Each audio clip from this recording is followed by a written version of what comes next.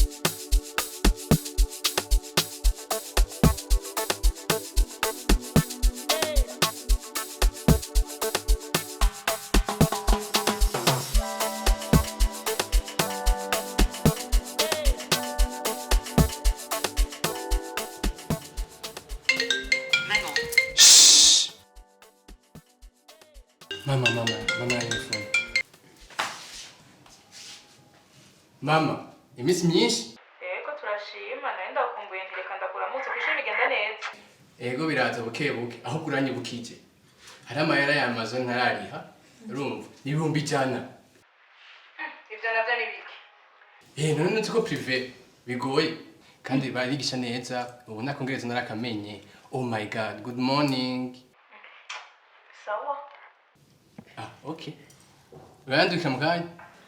Yes.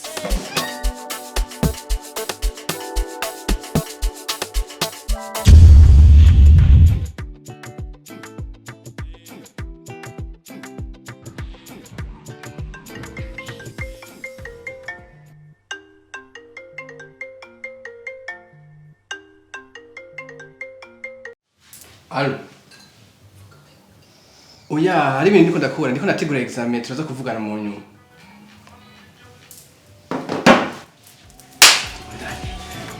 Uchu, sike.